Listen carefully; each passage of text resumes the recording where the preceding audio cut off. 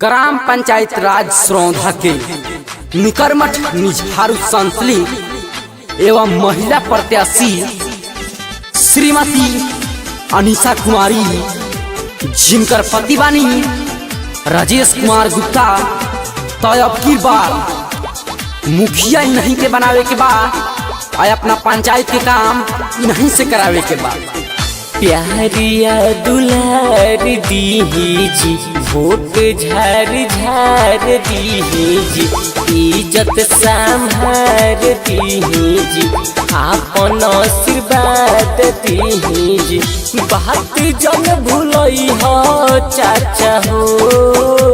हाँ हाँ हाँ हाँ भाभी अनीशा कुमारी के जितारी की बात मुखिया बनावी के बाबू चाची, भाभी अनीशा कुमारी के जितारी की बात मुखिया बनावी के बाबू चाची। तो याद रखी अब की बार अनीशा कुमारी के जिताई आय अपना पंचायत के काम पूरा भरपूर कराई। तो याद बता बात बा अना तो फिर 5 साल बर्बाद बा। तो याद रखी चाचा चाची भैया भाभी अब की बार अनीशा कुमारी के ही जिताई। करी है विकास खूबे जदि जीती जाई है हो अपना पंचायत के भगिया जगई है हो। सरौधा पंचायत से अब की बार नहीं के जिताई। सबका से मिल जुल के रहेली, निमन व्यवहार बाटे हो पूरा पंचायत में इनके तो भुटवा के लहर बाटे हो।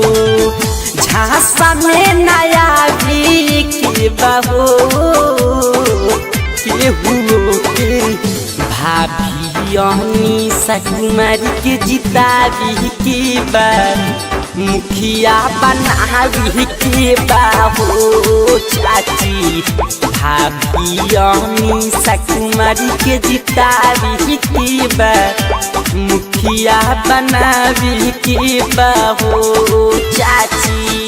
अनीशा कुमारी जिंदाबाद जिंदाबाद जिंदाबाद, अनीशा कुमारी जिंदाबाद जिंदाबाद जिंदाबाद, राजेश भैया जिंदाबाद जिंदाबाद जिंदाबाद, अनीशा कुमारी जिंदाबाद जिंदाबाद जिंदाबाद, राजेश भैया जिंदाबाद जिंदाबाद जिंदाबाद, अनीशा कुमारी जिंदाबाद जिंदाबाद जिंदाबाद। इंदिरा आवास दी है विधा पेने सना बाबू, केहू के बाकी नहीं रही कवनो कमावा हो। ये चाची ध्यान दी पहिले हाथ जोड़ी इनका के रौरा सपोर्ट करी जी, मिलल बा मौका मिली जुली सबे इनका के वोट दी जी।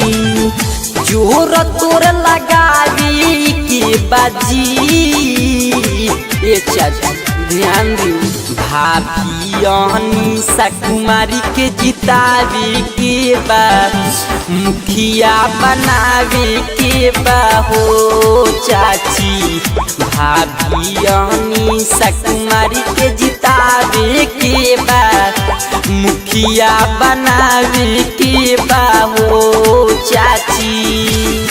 अगर रोनो चाहता नहीं अपन चुनाव प्रचार बनावे की तो संपर्क करी धीरज रिकॉर्डिंग स्टूडियो मोहब्बत परसा, जिनकर मोबाइल नंबर बा 91 10 14 63 69।